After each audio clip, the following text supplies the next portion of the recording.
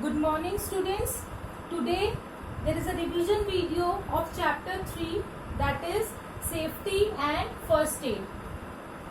Okay, you know that this chapter is all about for your safety, whatever safety measures you will take in case of accident, because accident may happen with anyone, anytime and anywhere. Okay, you know that accident is a sudden situation, or we can say a tragedy, which can be happen with anyone, to anybody, at any time and at anywhere.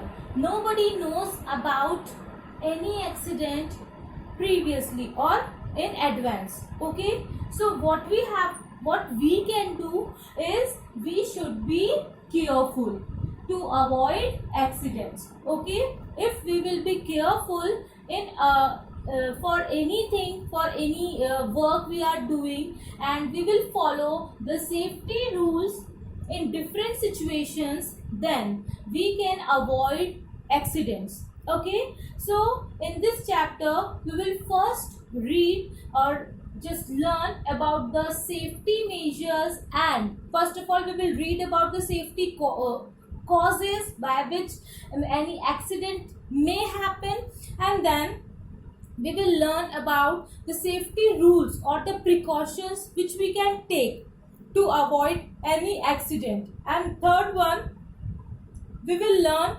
if any accident may cause with anyone, then how we can protect, how we can prevent the accident to become a serious injury. Okay, so there will be different situations in our life, so what type of safety rules we have to follow, or how that accident may cause, or if any accident happens, then how we can protect ourselves. Okay, so first of all we will learn about safety from fire. Okay, if by chance fire will be there, okay, an accident in the form of fire will be there, then how we can save ourselves. Okay, so first of all, how this fire can be caused? So it is caused due to gas leakage. Gas leakage means if from the gas cylinder any leaking will be there, any leakage is there because of faulty gas pipes, or by the chance you just kept the regulator on, or that stove knob on, okay, and because of that the gas starts to leak, then it will result in the fire. Okay, next cause is electrical faults, because of any like we can say a short circuit in the electrical appliances or in the switchboards. Okay, then careless handling of candles, matchsticks, because of all these things fire can be caused. So in these cases, if we are handling all these things, then what type of safety rules we can follow? So in that, first one is switch off gas regulator when not in use. Okay, once you are done with the work related to the gas stove, then what you have to do, what is advisable, that when the gas regulator is not in use, then we should switch it off. Okay, the second one is if by the chance a gas starts to leak and you got some smell, then what you have to do, you have to first open all the doors and the windows over their particular place and call an adult for the help.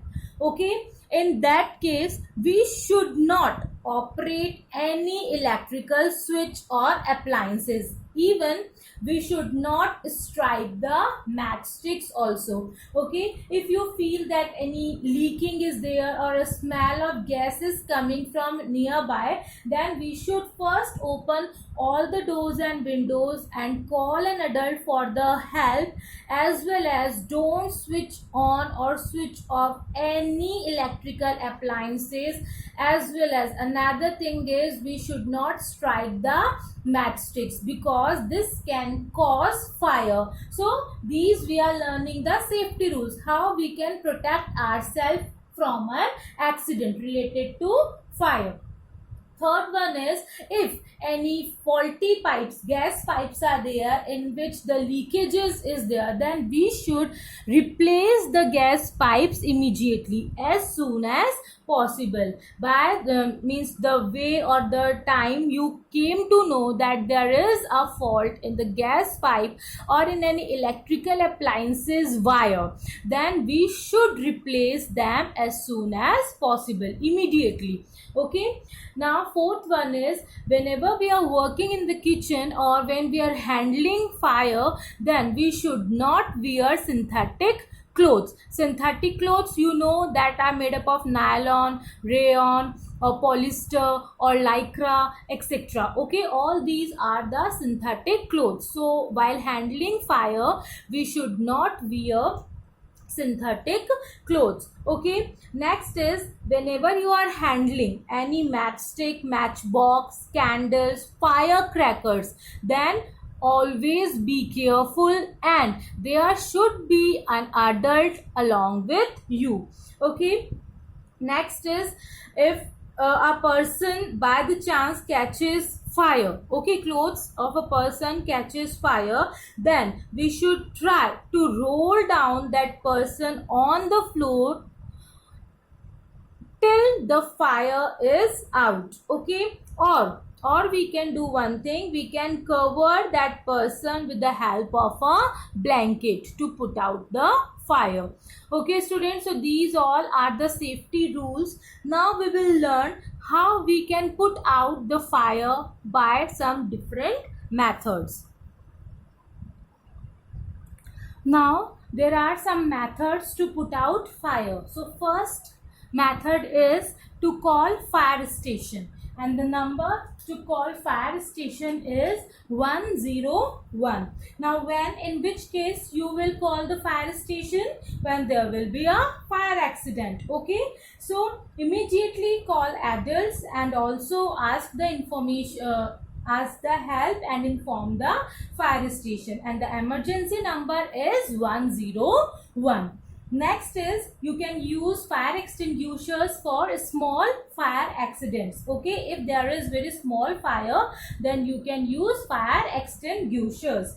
Okay, fire extinguishers are like a device, or the, we can say, appliance which is used to put out fire. Okay, the third case is, you can switch off the mains. In which case you will switch off the mains? When there will be the fire of because of electricity, or we can say in case of electrical fire, then we should first switch off the mains. Mains means from where we are getting the electricity. Okay, and then we should use sand or mud or fire extinguishers to put out the fire.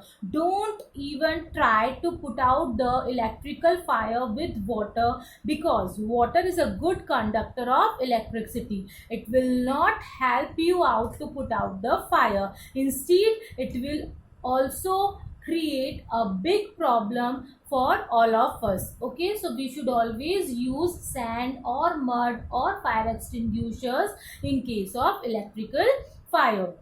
Now the fourth one is, if there is a petrol fire. Petrol fire means the fire is there in the petrol. Okay, then also we should always use sand or mud to put out the fire. We should not use water to put out the petrol fire. Why? Because petrol is a oil, and oil is lighter than water, so it will form a layer above the water and fire will goes on continuously. The fire will not be able to put out. Okay, so we should always use sand or mud in case of electrical fires as well as in case of petrol fire.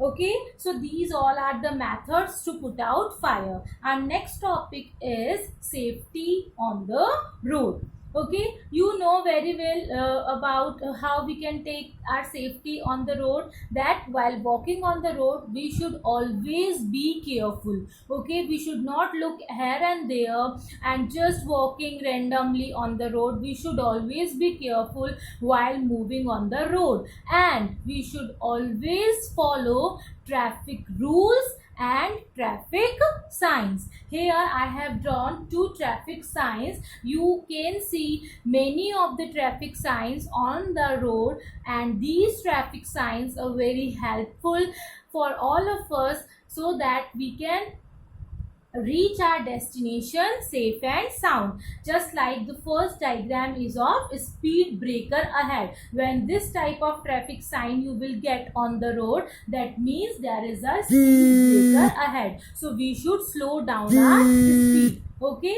and the second one is no U-turn. Okay, no U-turn means you should not take U-turn. Okay, you should not take U-turn because might be there is no U-turn or there will be any danger ahead. Okay, so all these are the traffic signs you will get on the road, and by these you can easily be safe while traveling to your destination. Okay, students.